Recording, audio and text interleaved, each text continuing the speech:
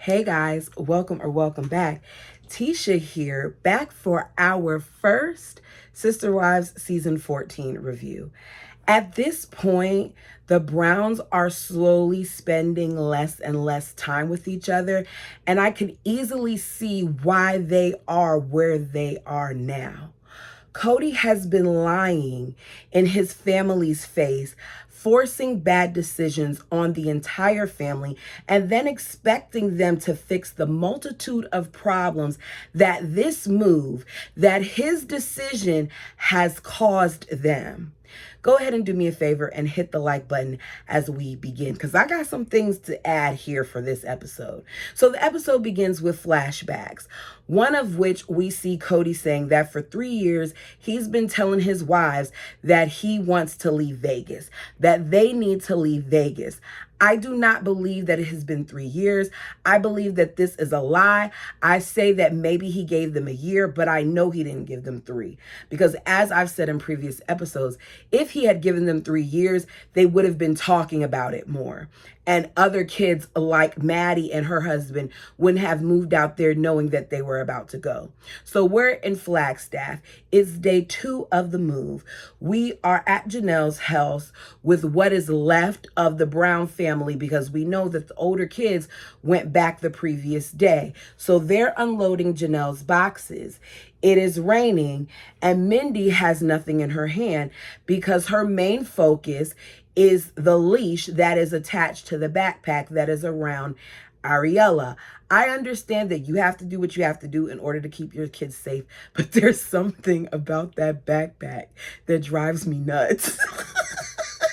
I was in the store the other day and I saw one on a little boy, and at first I saw him running and I was waiting to see, and then I was like, wait a second, there's a leash attached to him. Why do we put leashes on our kids? I don't know. It's not my thing.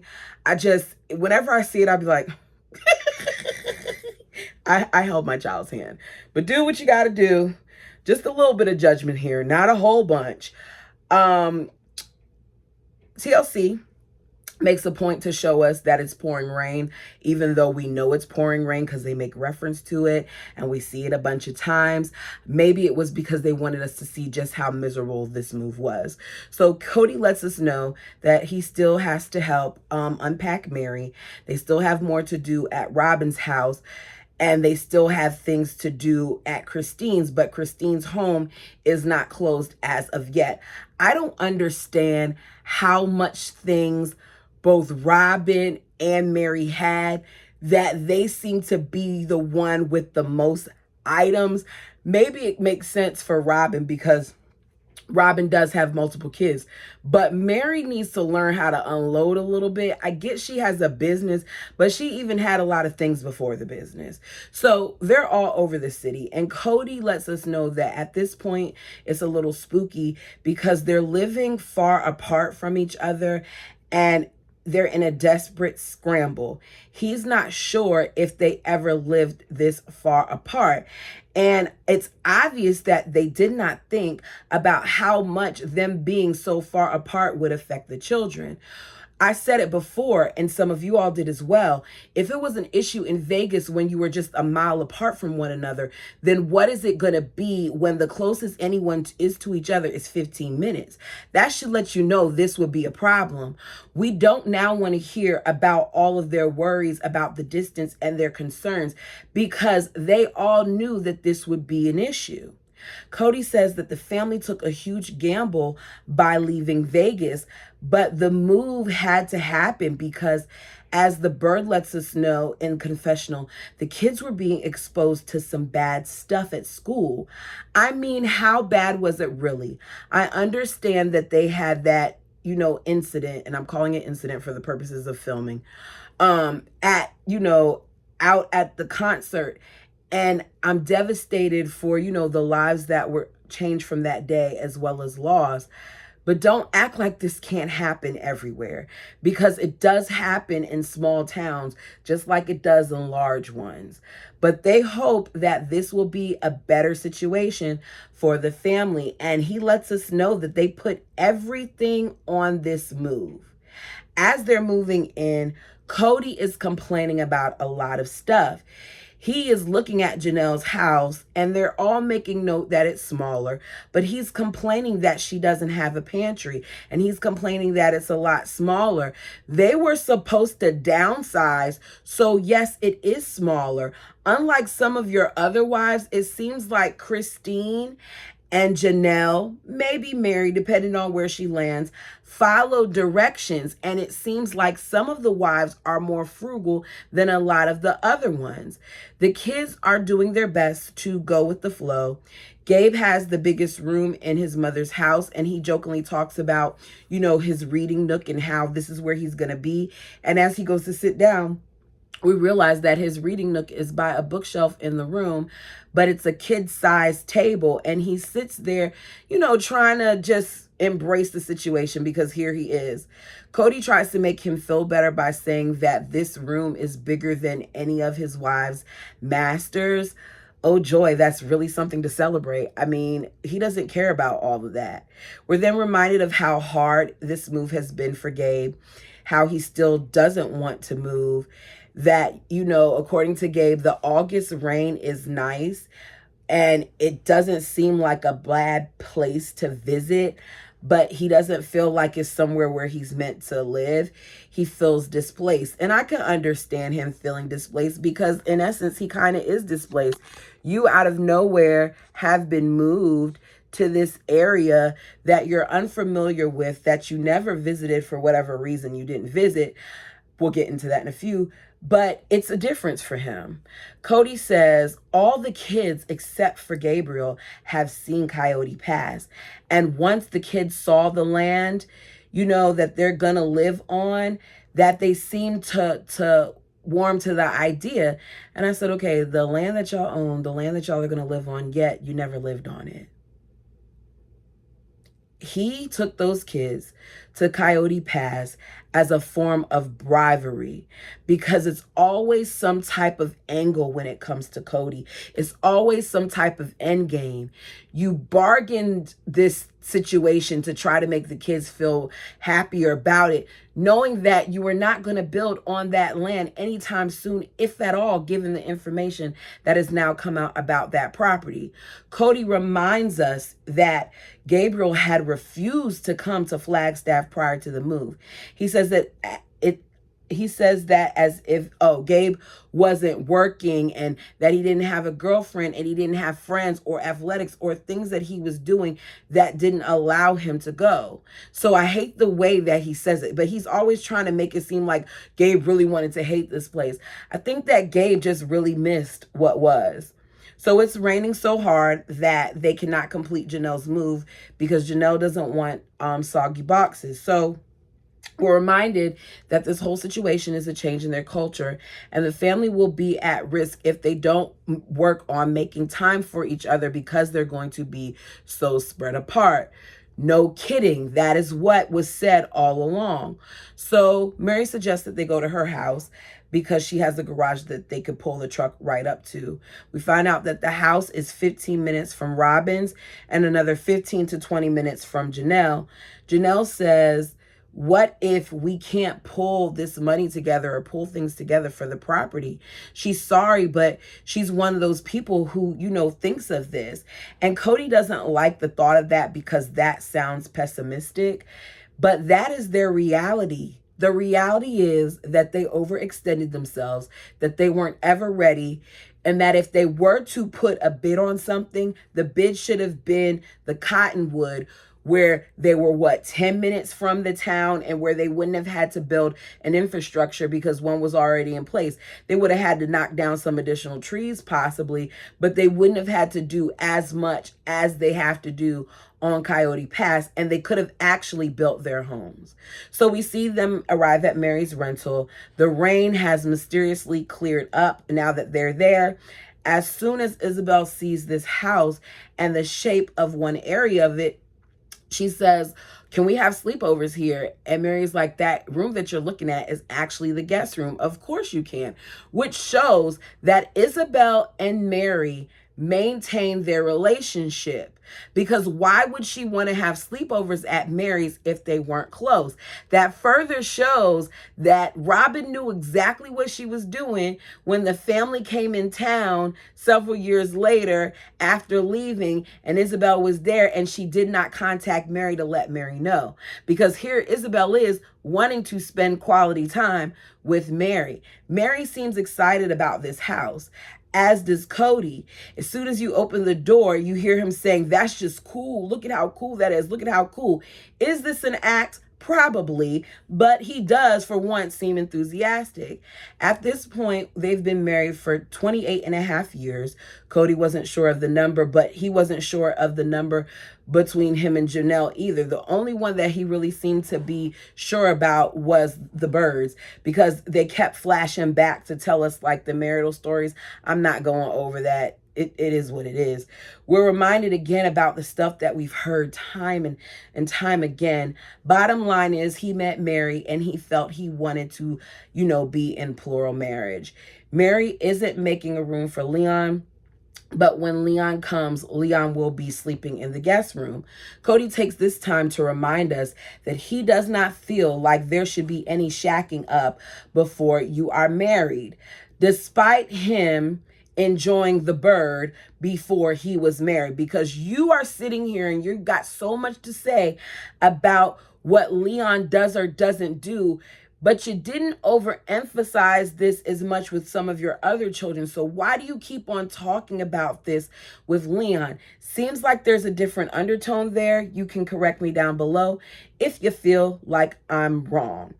Cody also reminds us that, he wants to make the best example for his younger children as they're getting, the move done in confessionals. Christine says, if we take the time to sit and we sit back and we think about what we left, we're going to be heartbroken.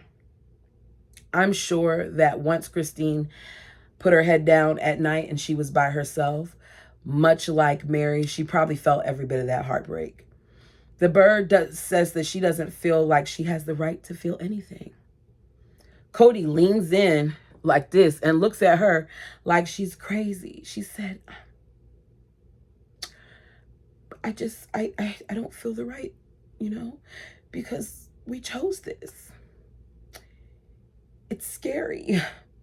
I'm looking for smiles and, for people to be kind, but the verdict is out on whether this was a wise move. It wasn't. It wasn't a wise move for the longevity of the family. Cody says what they see as success would be them living back together on their property, and that their children see this place as a home. So we know already that they weren't successful. So last night, we find out that after everybody left Mary's, after all the joy and everything that they experienced, it was just Cody and Mary. So they were closing the truck when they were confronted by police. Apparently, the police department received a call from a neighbor who had a complaint. So they came to visit. And I'm confused. You mean to tell me that the police received this call and decided to come out to their house? What did they say? I understand that this is a smaller town, but that just doesn't make sense to me. What did the police come up and say? Excuse me, but we received a call that there's too many of you people out here in this yard. What did the call entail? Because there's not grounds for me for officers to come all the way to their house. It's not a noise complaint or anything like that. You're just complaining because they're a polygamous family. And the police actually entertained this. Did the police just want to meet celebrities or what? Why were you here? Production, I'm not believing this. Something isn't right about this. But you guys tell me what you think. So Mary and Cody said that, they tried to introduce themselves to some of the neighbors, specifically the one that they believe called, and she declined receiving a handshake from them. I personally am not okay with this. If this is true, this situation should have never went down like this. Because if you can get rid of somebody for that, what else can you get rid of somebody for? Janelle says, what exactly did we move into? And I'm thinking, did you look into it? Because you can't go from Vegas, somewhere where they're not really getting all in your business like that, to somewhere that's more conservative. It's going to show a difference in certain things. You're not going to have maybe as open-minded of a people in certain areas because they have a particular way of thinking, and that's okay. But look into it and see what you're getting yourself into. There are areas of the United States that I won't even visit, let alone live, because I've done my research. And I understand the ignorance that comes with some areas. They should have done more research. Now, Flagstaff has turned out to be okay for them, but I'm just saying these are all things that they should have considered. You should have looked into it. Cody says she's trying to represent the community, but she doesn't. And I don't feel like she's trying to represent the community. I think she is a part of the community. And some of the people in that community are not going to respond to you kindly, just like some people in Vegas didn't respond to you kindly. It's just what happens. So we're back at Robin's, and we're still unpacking her because she got so much crap. So much for the one house at a time. I feel like the smart thing to do would have been to do the one house like they said, but they didn't. All that back and forth would have got on my nerves because it was getting on my nerves in the episode. So Christine discovers while they're at Robin's that the frozen meat is not freezing because at some point the freezers were cut off. Cody lets us know that this is the meat that they buy from his dad's ranch. And it has not remained frozen because the freezers aren't working properly. So they're concerned.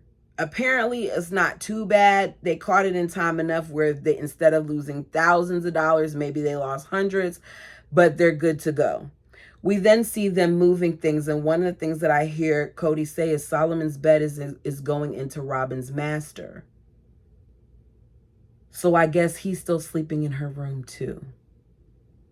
You see what I mean about her being this helicopter parent that struggles to cut that cord and is overbearing? Because why is this child still needing to sleep in your room?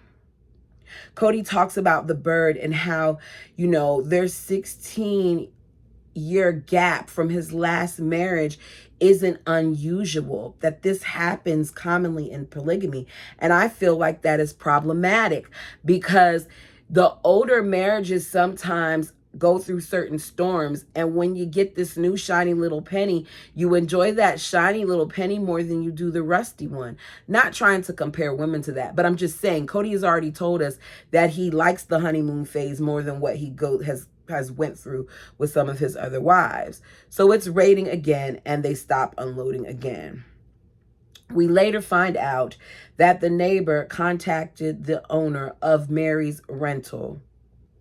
The owner has called Mary and asked Mary if she would be willing to move out. Despite knowing that they would be filming at the owner's house, that Mary was a polygamist, that they had this show and all these other things, they put all of this stuff in the contract saying that Mary is a polygamist. Now you're sitting here and you're wanting her to move out. She would either be paying me a substantial amount of money or she'd be seeing that I still reside there and she would have to take me to court because I will be dog diggly damned. I couldn't get it out.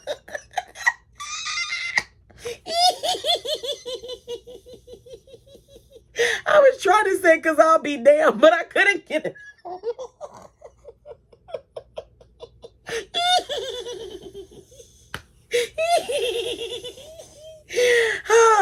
I wouldn't be okay if I went through the headache of locating a property, renting said property, filling out whatever paperwork I had to fill out, renting a truck, filling said truck up with my things and unloading it into this house just to find out days later that I'm expected to put my stuff right back in said truck. So Mary is at a crossroads and doesn't know if she should stay or if she should go, because now she feels like she's being bullied, that the neighbors are bullying her and that the neighbors are bullying the owner, and she doesn't like it. So she doesn't even get a chance to decide until we find out a few days later that the owner has decided to terminate the lease. Now, this goes back and forth because Mary says the owner has decided to terminate it, but then later on she says, I decided to leave. So I don't know which one it is. Maybe it's a combination of both because she decided to terminate it. I don't understand. Can the people do that? I guess it depends on the state. Let me know if you know. But I would think that if I signed a lease and I haven't done anything wrong and I already made you aware of all these different things in the agreement that we signed, that you couldn't just decide to up and pull me from the lease just because a couple of neighbors have a problem with me living in the area. Now, you can specify that at no point do they show the outside of the house on camera or the accompanying houses, but for you to just be like, you gotta go, no, I probably wouldn't do it. So Cody says, we're gonna move Mary's stuff into a friend's garage. I want to know what friend, because we were told that they don't know anyone in Arizona. So what friend are we talking about? Is that friend production? Is it the producer's house that lives in Flagstaff? Because what friend's house are you moving her things into? Mary says that she'll crash in a hotel for the night and then head back to her Vegas house in the morning, where she'll stay until she finds something there. And not one person interjects and says anything to tell Mary otherwise.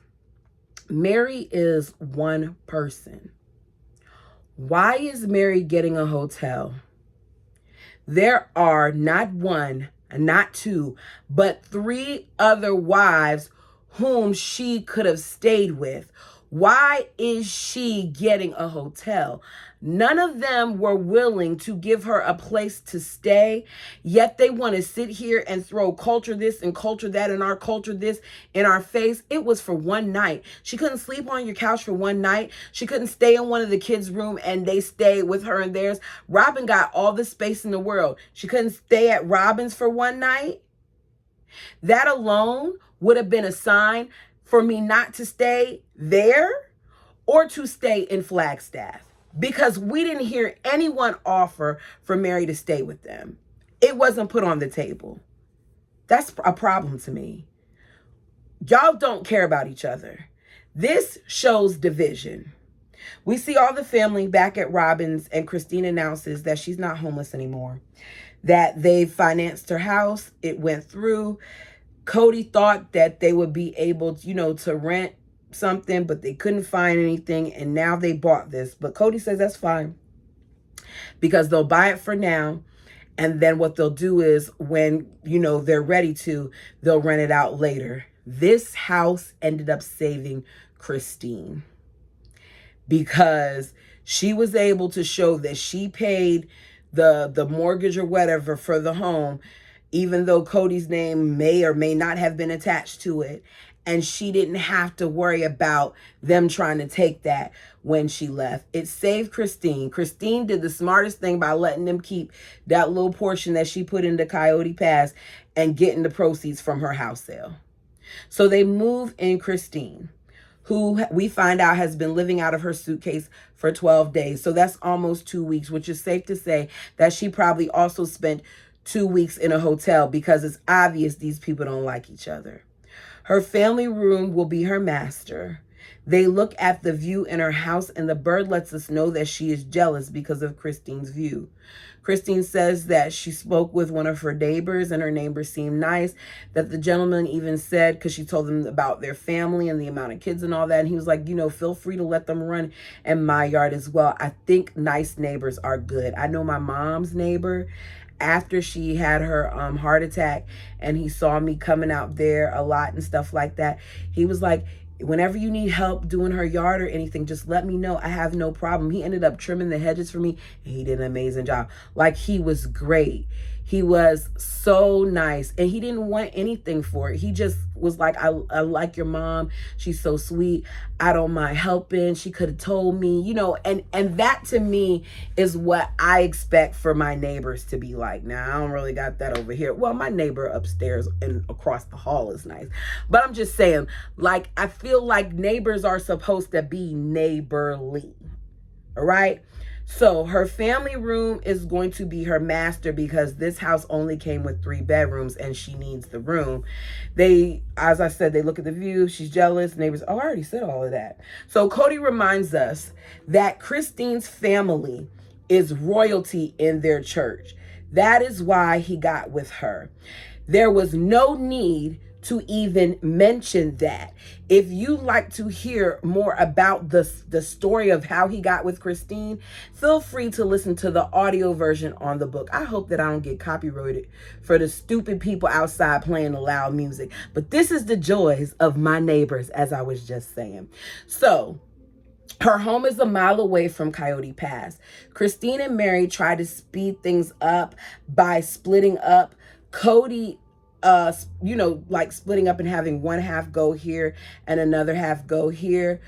Cody does not want them to do that. The family is supposed to be united and do things together, so they don't do it. Once they're done, the family head back to Mary's rental to move her stuff. They're in a hurry to get her out of there because they are in fear about the neighbors and if they'll cause a scene or not. Because Robin said that she heard them as they were leaving saying, "Oh, the sister wives are here. Nobody wants them. Nobody wants them as neighbors. Yeah, yeah, yeah, yeah, yeah." That's what Robin did. So they pull in and Mary feels heavy. She said, "When I first pulled up to this cul-de-sac, I was excited, but now I just want to avoid the mess." Cody doesn't want the police to come back. To me, this is some BS. Christine doesn't want to expose her kids to this. Gwen and Gabe are ready to harass them and put up their dukes. Meanwhile, Cody wants out. Savannah says, "Doesn't leaving give them power?" Mary says, "Under the circumstances, it's just better not to be here. It's just not good for us to be around that energy." And when she started talking about energy, I could respect that aspect of it because your energy does matter and you should be happy in your home. So I get it.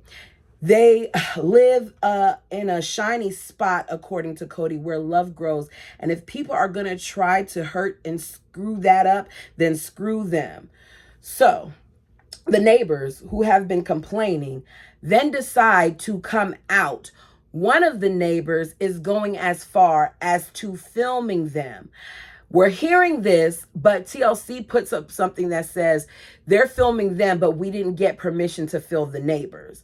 I'm telling you guys that I'm not built for that type of stuff. Don't try to feel like you're going to intimidate me by pulling out a camera on me and filming me, because I'm the person who would have came out with the camera and would have walked towards you while filming you. Don't do that, especially when my kids are out here. Intimidation does not work well in situations like that. Don't play with me, especially when it's obvious that my family is leaving.